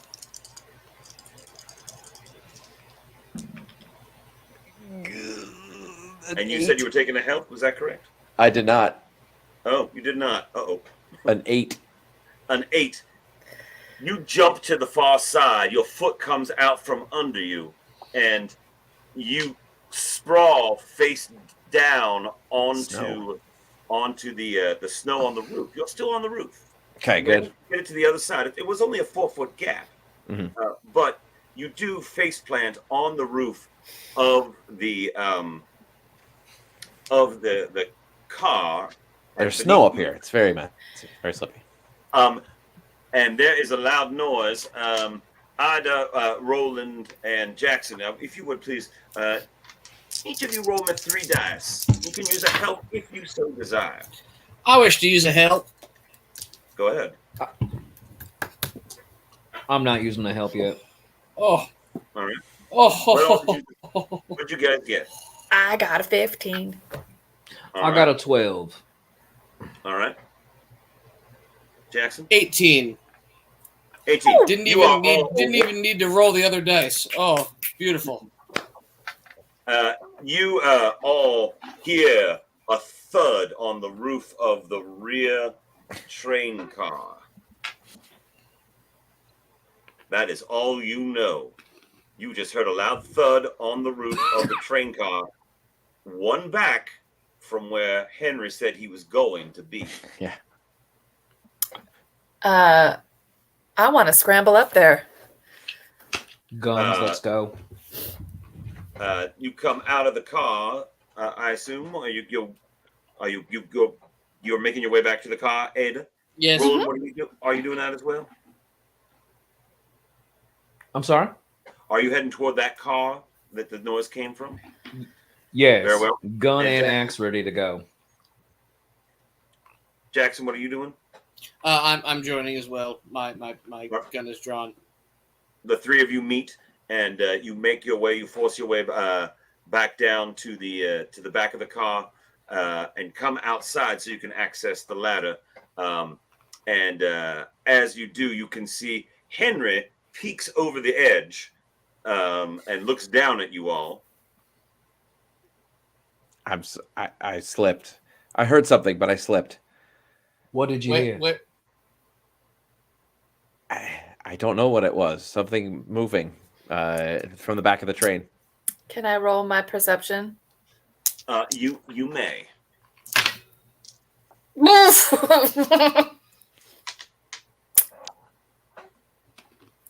An 8. An 8. You strain and you're listening, and you're trying to understand what's going on. When the door to the car behind the one that Henry is on bursts open, and there are a number of ragged figures behind it. Please, each of you, let's see. Ada, I'm going to let you roll 4 dice. Henry, I'm going to allow you to roll 2. Roland, I'm going to let you roll 4. And Jackson, I'm going to let you roll 3 for your reactions to this. And tell me what number you get. 22. 16. All right, hang on. I'm sorry. Ida, you had a 22. Who is the next Yes. guy? Somebody had a 16? I did. Very well. Roland. Then Jackson, what did you have? 8. And Henry, what did you have? 11 on 2 dice. Well then, Henry. Ooh. Look at you. Look who knows so much. Careful with those dice don't slip off the top of the train that you fell off of. That's true. Ada, you can react first. You are standing in the in-between sections of the car, and as you were looking around the car, you see at the next car. So you're at the front of the one car looking up. There's Henry on the roof. Down past the end of that car, you saw that door burst open, and there are some ghoulish figures coming out of that car toward the car that Henry is on top of, which also contains passengers. Holy mother of God. There are ghouls. Ghouls. I have my axe. Henry, there are some ghouls over there on that train car over there. They're coming out. They're coming right now. Let's go. Close the door. Are you moving Barricade at the all, door. or are you just Ida, are you moving, or are you just stammering? I am stammering. Very well. You're stammering in place. You got Henry's attention, and you told him what was going on. Roland, what are you going to do? Did I saw them as well, or am I just going off? You see them now. Oh, all right. And they are full car length ahead, away. Behind you. Behind. All right. So imagine, if you will, you are in between two rail cars, the three of you. And you look out around, and down the side, you see the next train car. They have come out from that train car and are coming toward the car with people in it, which is you are at the other end of. All right. Henry, blow your whistle, and I go into the next car to wake everybody up. You go into the next car. I go into the next. So the door is locked? Yes, as per plan. The doors are locked. Sorry. Knock on the door. Let me in. Let's go time. Very well. That happens. The fiendish creatures look forward and see Ada out there and begin to run along the train car toward her. They will be there shortly. Henry, you are on the roof, lying on your belly. What do you do? Scrambling back to my feet and then blowing the whistle. Very well. Henry gets to his feet and blows on that whistle. Jackson, what are you doing? I move Ida aside. I take aim. Very well. Are you spending this time taking aim and not firing yet? Right. That is my implication. All right. Yes. Very well. Ida. Always a useful thing to do while playing this game. Very well. Ada, your turn to react. They are closing on you fast. Jackson has pushed you to the side and is aiming his pistol that way. I want to try and get up on top of this train car, please, and thank you. Yes, you go swing yourself over to the ladder. Go ahead and roll me 4 dice to scramble up that ladder. I'm gonna use a help. Very well. Roll me 5 dice. Can I grab her to help pull her up? Or? You are busy shooting your brains out, sir. That's the result of the stew. Indeed. 21.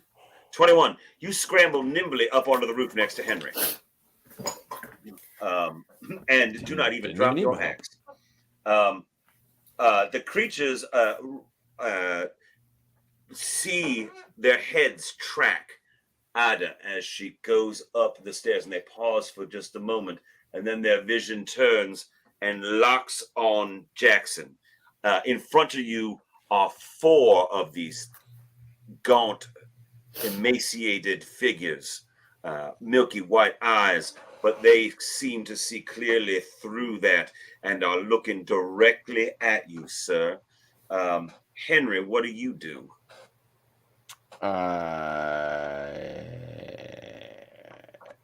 They're coming out of the train that I'm on top of, correct? No, they are coming out of the car behind the car you are on top of. You are on. Yeah, I thought I jumped to the car. Okay, that's fine. No, you did. You jumped a car toward the back. Mm-hmm. So you were. Again, engine is up over here. You were, let us say, here. Mm-hmm. Oh, there we are. And then you jumped to here. Mm-hmm. They're now coming out of here. Gotcha. And coming this way, but you are here, having come from here. And there's people in the car that I'm Yeah, on top of. this is the last occupied car. Hold on.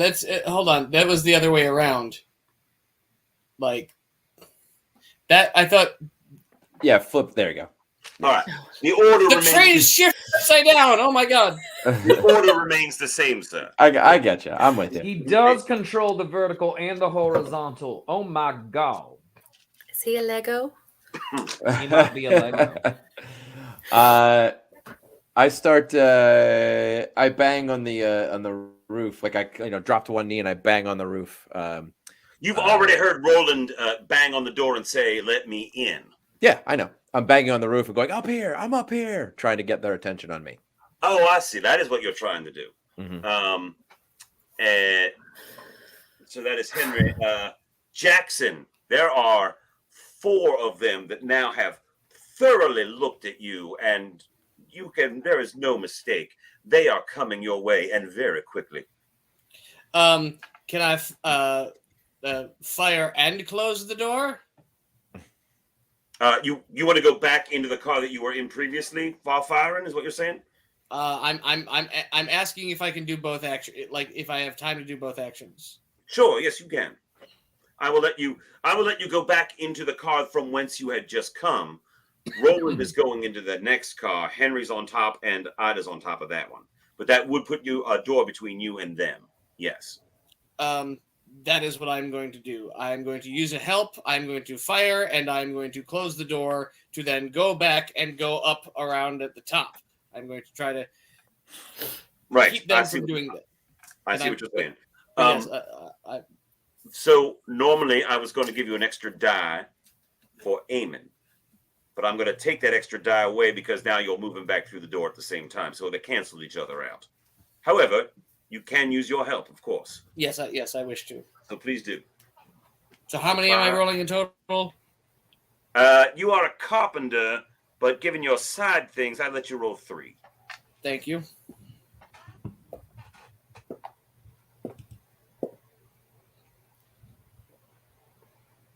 Lucky 14.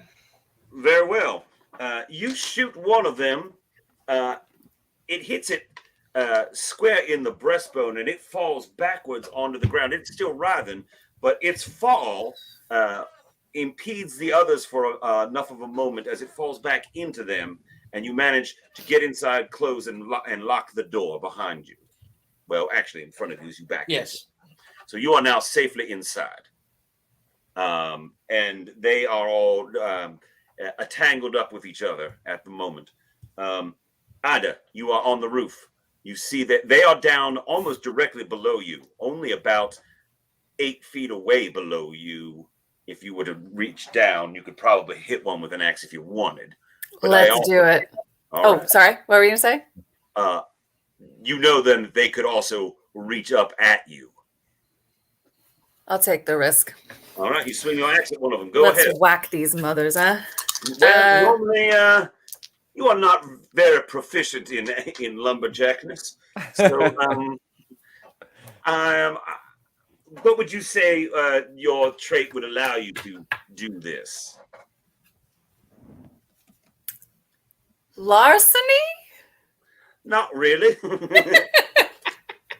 I will tell you what, though, because you are up higher, I will let you roll 3 dice.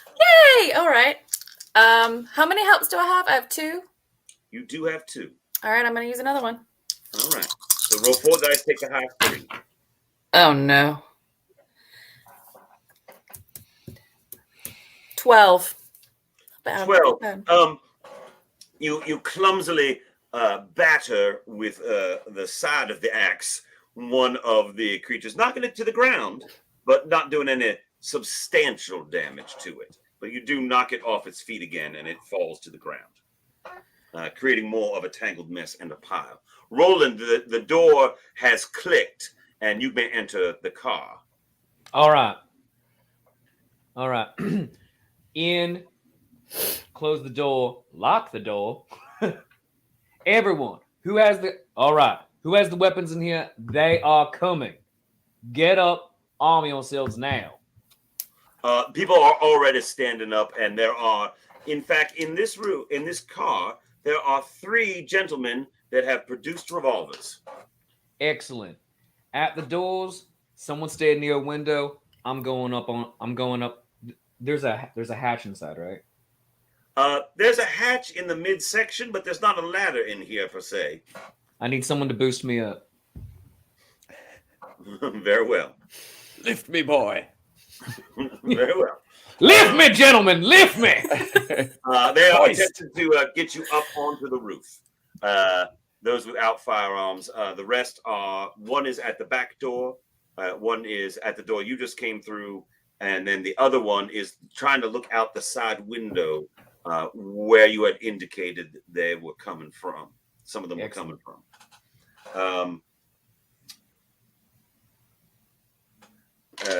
One of them leaps up and attempts to grab Ada. Ada, I will allow you to roll me 4 dice in evasion.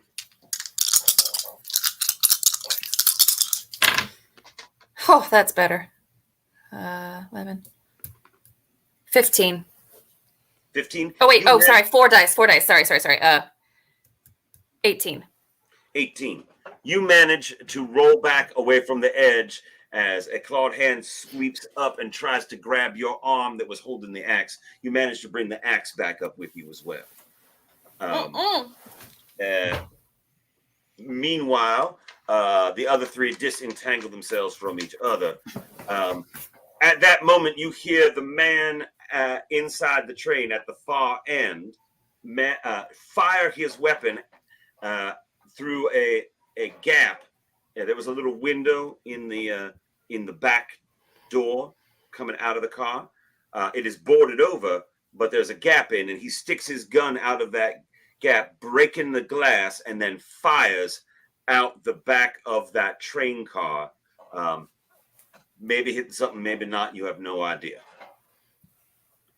So they're they're between firing.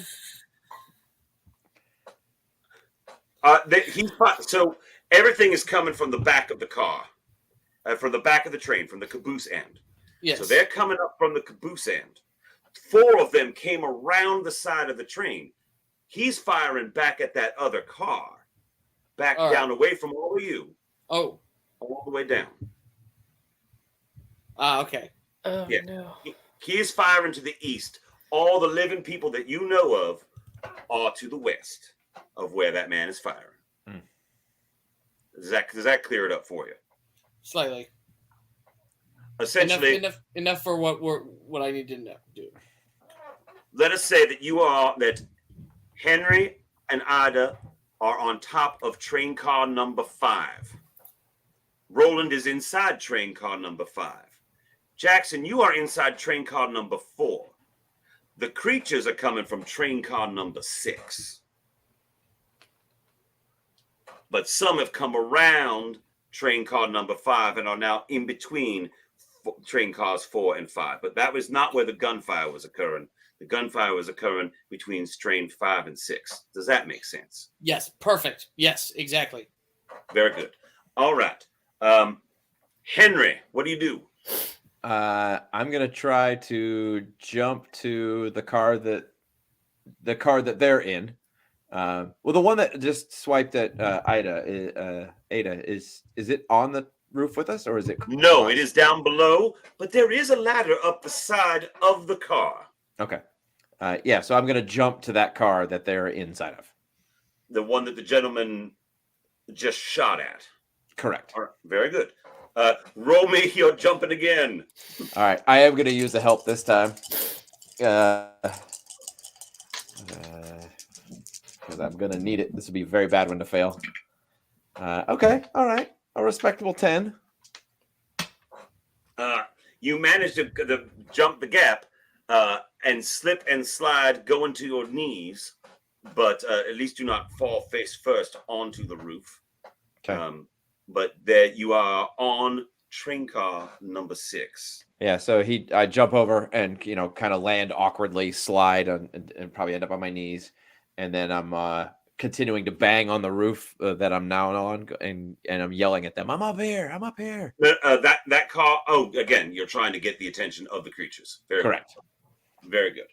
So that is Henry Jackson. What do you do? I make sure I try to barricade the door, and there's a hatch in this one too. Yes. Correct. I if whoever is in this train and awake, I'm sure they've woken up by now. Yes. Oh yeah. So everyone in the train, you can be relatively sure is if they're not fully awake, they're at least already stirring. Very good. There has been gunfire. Yes. Barricade this door. You help me up. They boost you up toward the hatch. That's what I. That's Ida. Very good. Where are the ghouls now? They're There are 4 directly below you, and you can only assume that there are more back down the line of the train somewhere. great. But the ones that you know of, there are 4 underneath you. One has been shot, but is still moving. Were they at all distracted by Henry's antics? These 4 apparently not. Okay. I'm gonna take another swing. Very well. Are you going to use a help? Not this time. Very well. 6, 7, 8, 9, 10, 11, 12, 13, 14. 14. 14. You manage to bury the head of the axe in the head of one of these vile creatures. Roll me 2d6 to see if you hang on to your axe. I'm a help. Very well. Not a bad idea.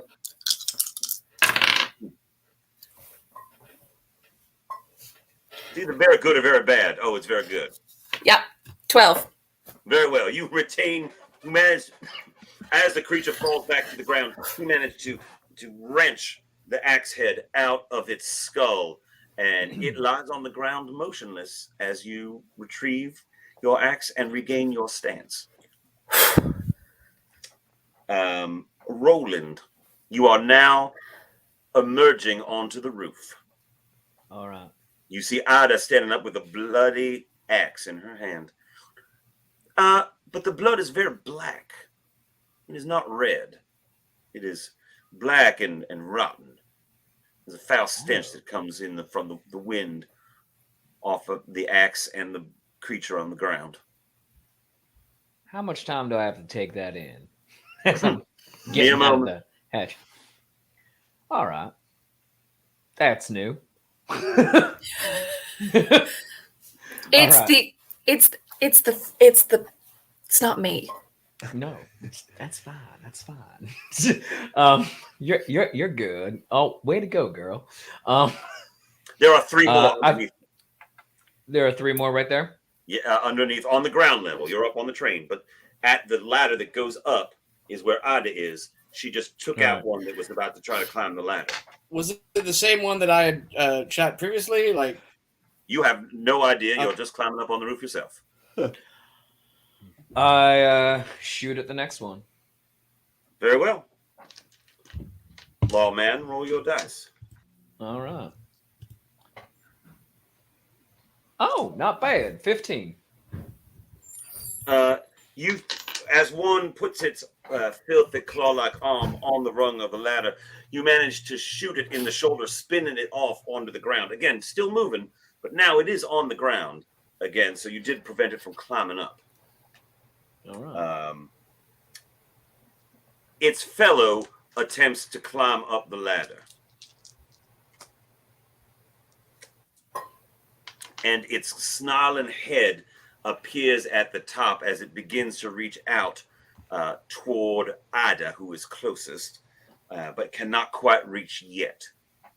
Back up. On the other end, Henry, you see a clawed hand come up around the ladder on your car and start hauling itself up toward you. So it's coming up between from the same gap. Yes, between 5 and 6. Okay. Good. I pause like long enough that I'm making sure it's continuing to climb. Yes. And then I'm going to run away from it back towards the even further down the train. You're running away from everyone. Yes. Very well. You gonna leap that another gap? If I look down in the between the two trains, did they just leave doors open as they were going train to train? It looks like there are. These doors were not boarded because no one was in them, so these doors just look flung apart. Okay, so they're not. The doors are open. Essentially, yes. And in the next train car down, just looking in the door, do I see any ghouls in that car? Roll me 3d6 real quick. 14. You do not detect any movement in any further cars down the line. Great. I'm going to drop down between those two cars and All right. go into the car back. So car number 7. Yes, very good. You jump down in, you rush in the back, and you are in car number 7. It is disordered, but it seems quickly disordered, as if these creatures rushed through this car, finding no living entities, and continued rushing onward, is what it appears to look like. Okay. As you're looking, you glance back over your shoulder, and you can see probably about 4 figures inside car number 6, trying to make their way to car number 5. Okay. I start yelling at them too. Hey, over here. I'm over here. 4 heads snap up, look around, and turn, and lock their eyes upon you. Jackson. I'm climbing up onto the. You're on the roof now. I see a couple. Their hands crawling up. They are crawling up on not your car, but the car behind you. Yeah. Ida is there. She has dispatched one, and Roland is next to her, firing down into the other 3 that are still moving. I take aim at one. All right. You're not going to fire just yet? Nope. Very good. You take your time to aim carefully. And as you do, you hear the gentleman that was stationed at the window inside the train car, almost directly underneath you, Ida. He fires out the window, striking one of the creatures in a leg that sends it out from under him, and it falls again to the ground, but still moves. The gentleman at the back shoots at the ones that have just turned around to look at Henry, and shoots one in the back, sprawling it into its friends. Friends is a relative term. The ghoul colleagues, the work friends, his comrades, his members of. Anyway, listen. I'm gonna say that this is their ghoulishness is definitely a vocation rather than an avocation. All right, so you could say they're ghoul friends. This isn't a hobby for them. This is their job. No, you've driven Jackson Weatherwax away. So I'm deeply offended. Ghoul friends, really? This is where we've gone. This is where we've gone. Well, he's back. As Jackson is aiming and sees all of this coming on, he looks down, and as you're aiming at the ones underneath, you look and you see there is, in fact, an uncanny resemblance between one of these fiends that is down below you to one of the ones you dropped yesterday. It looks identical, and it is only been just now shot in the leg. It has no other discernible injuries upon it besides its decrepitude and the fact that it should be dead. But the previous head injuries that it had sustained are not evident, nor is there any sort of scarring or anything where that should be. Rather, this creature has returned 100% intact the very next night. And with that dawn and realization and the howling cat in the distance, actually there are no sounds of anything. It is eerily quiet out there. And with that revelation, we are going to end tonight's session. Just to be clear, because we're stopping in mid-action, Jackson has just gone and he is aiming. Then Ada will go next, and then Roland, and then Henry. Just to give clarification on locations, Henry is inside of train car number 7, looking backwards. That is where Henry Appleton is. In car number 6, on the roof, we have Ada and we have Roland, and we have one creature down. Wait, am I getting this right? Yes, I'm getting this wrong. Right. I'm off by a car. I'm terribly sorry. We're on number 5. Yeah, you're on car number 5.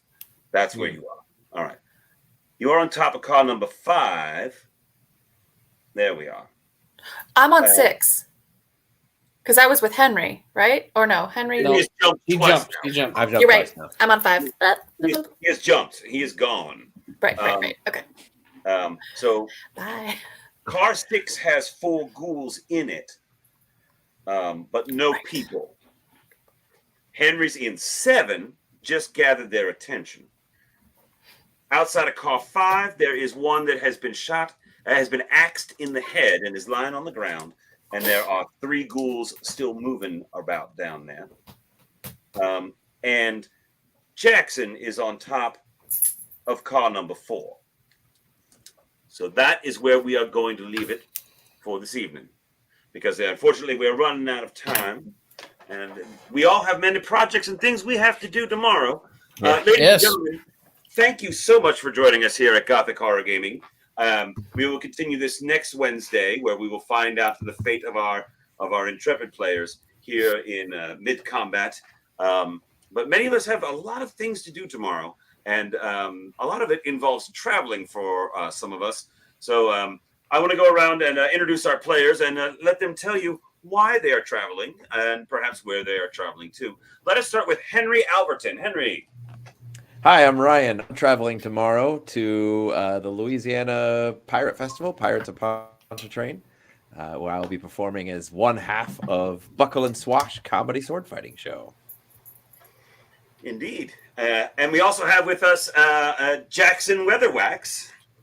Hello, I'm Steve O'Dockerson. I will also be doing that same thing, except not as Buckle and Swash. I, of course, am beloved entertainer Hob the Troll. HobTheTroll.bandcamp.com. You can go and download my cover of Rick Springfield's Don't Talk to Strangers from my album 50 Million Hob Fans Can't Be Found. HobTheTroll.bandcamp.com. And I will be at the Pirate Festival hobbing it up. That's for TikTok. Very good, very good. Wisely done, wisely done. Thank you. We also have Roland Hussey. Hi, I'm Dan Kostelic. I am sometimes, are we allowed to call ourselves beloved? I am sometimes a beloved Renaissance Fair character, Shakespeare, for Shakespeare Approves. Right now, though, I'm the entertainment director at the Scarborough Renaissance Festival in Waxahachie, Texas. We open this Saturday, so tomorrow is a very busy day for me. Starting with writing sonnets with Shakespeare at 9 a.m. Eastern Time. But as you can see right there at the bottom, my new album, Those Midsummer Nights, Shakespeare's Summertime Study Guide, goes live on Bandcamp on April 23rd, Shakespeare's birthday. You can pre-order it now, and it includes such wonderful songs as After the Prologue with me and Lady Prudence, and that's available for you to listen right now, which is a send-up of Cher and Peter Cetera's After All love theme from Chances Are, if you like 80s. Very good. And obscure Shakespeare references. And we also have Ida Monahan with us here. Hi, folks. My name is Katie Hauser. I have a new Instagram called Rune Away with Me, Katie. I do rune readings. I'm also a member of Chase Treasure, which you can find us on .com. You can find us on Patreon. You got to go to patreon.com/Chase Treasure. And I will be traveling tomorrow from my bedroom to my living room and to the kitchen. Yeah, I know it's a lot. So yeah, that's what I'll be doing. I know. Oh, get those steps in. I will. And I am the Groom Master. I am Tom Zadoyko. I have been your host, your game master here for this session. I am the other half of Buckland Swash. I am already in Hammond, Louisiana for the Pirate Festival, where I must intercept and destroy Ryan H. Gelodi before he arrives, and then prepare myself for the imminent arrival of Hob the Troll, so that I may also deal with him as fire or acid. Yes, he's immune to cold damage, apparently. Yes. So, yes, I'm also the entertainment director for the Pirate Fair, so I've been here for a while, where it's a balmy, perfectly seasonable, and not at all unreasonable 90 degrees. So, we also have an imminent arrival in September. I like September. September, yes. I think everyone knows, but just in case you don't, Handler Z, who's in the background running things, and myself are expecting our first child on September 28th. Ooh. I think just in time for spoopy season. As was foretold. What size bat now? It is I believe is a long-nosed bat. I would have to look it up, but I do believe that it is a long-nosed bat. Although lesser bulldog bat, my mistake, is the current size of the child. I have not managed to convert that from imperial units into cephalopod units, but I shall. That implies also the existence of a greater bulldog bat. Yeah. You are not wrong. There is, in fact, one, but it is not that sized. Yeah. But I'm also we are also doing as one of our sponsors, us, Handler Z and I, we have our own Patreon called Quill and Quote.